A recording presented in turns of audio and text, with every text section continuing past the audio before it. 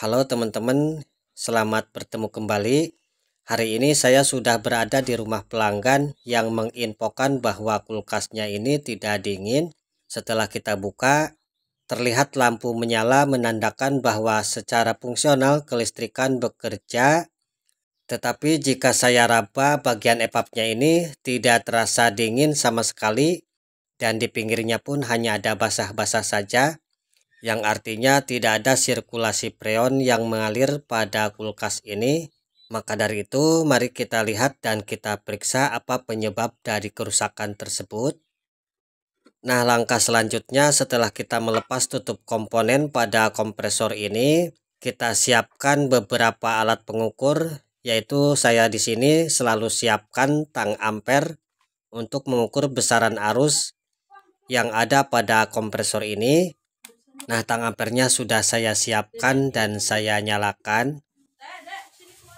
Kaitkan di salah satu kabel yang menuju pada komponen tersebut. Sebentar akan saya siapkan dulu sumber listriknya agar kita segera mengetahui apakah ada arus yang mengalir atau tidak sama sekali pada kompresor ini. Saya tancapkan dulu. Nah, di sini pada layar terlihat 3,2 ya. Kurang jelas 3,2 ampere, berarti menandakan kompresor tidak bekerja pada bagian startingnya. Nah, di sini arusnya langsung menghilang ya, langsung terputus, tidak nampak pada layar dan terdengar suara cetek pada overload yang memutus arus. Itu artinya kompresor tidak bisa bekerja karena arus terlalu tinggi, yaitu tadi 3,2. Nah, akan saya perjelas lagi sedikit, yaitu bahwa overload memutus arus dikarenakan kompresor panas berlebih. Penyebabnya adalah lilitan bantu atau starting tidak bisa berfungsi, dikarenakan IC PTC retak ataupun pecah, ataupun bisa juga korosi. Itulah penyebab yang umum dan sering diketemukan pada IC PTC di sebuah kompresor, merek apapun juga, yang rata-rata di atas usia 3 tahun.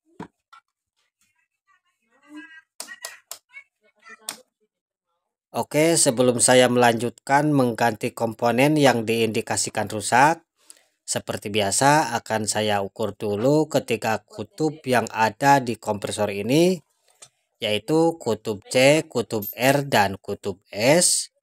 Untuk memastikan bahwa kompresor masih dapat bekerja dan berfungsi dengan baik, saya ukur kutub C dan R dulu. Oh maaf, tidak kelihatan di kamera sepertinya. Makanya saya geserkan dulu agar kelihatan. Nah, di sini saya ukur C dan R dulu ya. Nah, 39, 38 ya. Kemudian kutub C dan S 272 ya. Kutub R dan S 521.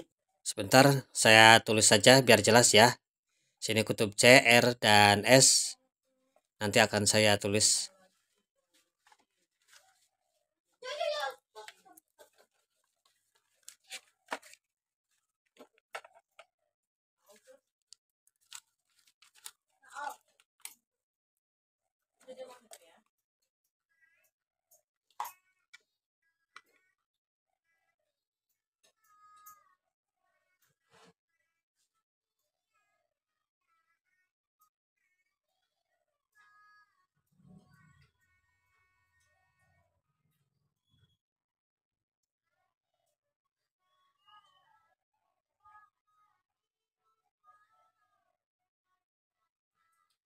Kutub C dan R 32,4. Saya tuliskan ya. 32,4.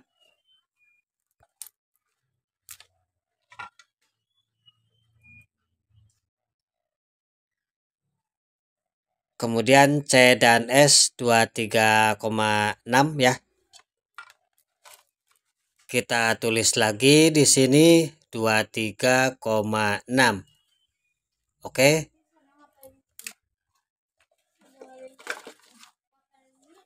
Selanjutnya kita ukur kutub R dan S 50,2 ya. Kita tulis lagi 50,2. Nah, sudah terlihat. Kita akan langsung saja ganti komponen overload dan IC PTC karena tadi kita lihat C dan R lebih besar. Jadi kita lanjutkan pasang IC PTC. Ini adalah tester saya ya. Sudah saya siapkan, ada soketnya yang biasa saya bawa-bawa ketika saya perbaiki kulkas. Berikut ini satu stekernya, kabelnya panjang sekali, ini sekitar 2 meter saya siapkan, dan ini bawaannya saya keletakin saja di bawah. Akan selanjutnya kita tes kompresor ini apakah berfungsi dengan baik atau tidak, tetapi sebaiknya akan kita ukur dan kita pastikan bahwa kompresor bekerja dan berfungsi dengan baik. Mari kita lihat. Maaf jika suara saya bindeng karena saya kurang enak badan. Saya tancapkan dulu stekernya dan kita lihat bersama-sama ya. Di sini kita semua belajar dan saya juga hitung-hitung mengingatkan untuk diri saya sendiri. Tancapkan steker pada sumber dan terdengar langsung suara kompresor menyala. Kita lihat di sini pada tang ampere ya. 0,7 terlihat. Itu artinya kompresor masih sangat oke, masih sangat baik. Sesuai harapan saya berfungsi kembali. Inilah cara saya menangani sebuah kulkas dengan lampu menyala tetapi EVAP tidak dingin. Saya cek langsung pada kompresornya karena tidak terdengar bunyi desiran freon ataupun kerucuk-kerucuk pada evaporator. Saya langsung pasang secara eksternal. Nah, kita coba raba di sini, ternyata sudah langsung terasa panas ya. Itu artinya berfungsi sangat baik sekali. Oke, sangat panas. Saya kasih info untuk kalian, jika kalian mempunyai kulkas dengan kendala seperti ini tetapi ingin memperbaikinya sendiri dan tidak punya tang ampere ataupun ampermeter, maka sebelum mengganti komponen yang disebut IC PTC atau overload ini, maka kalian harus pastikan juga di sebelah sini bagian pipa tekan tidak ada panas. Itu adalah cirinya jika kalian ingin mengganti sendiri. Dan ciri yang kedua adalah bunyi cetak-cetek pada kompresornya, yaitu tepatnya pada overload yang putih pipih tadi.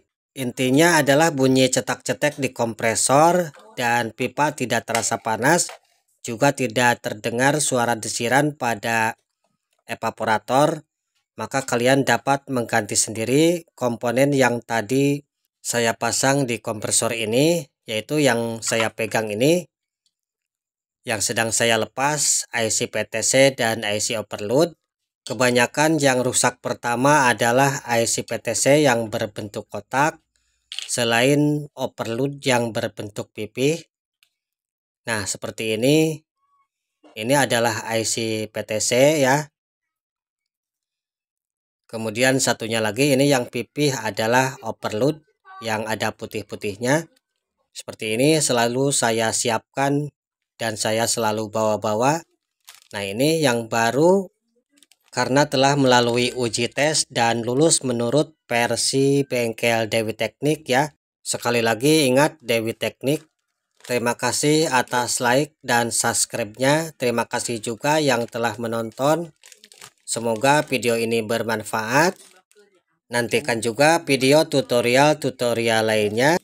Sampai bertemu lagi. Semoga sehat selalu. Wassalam, Dewi Teknik.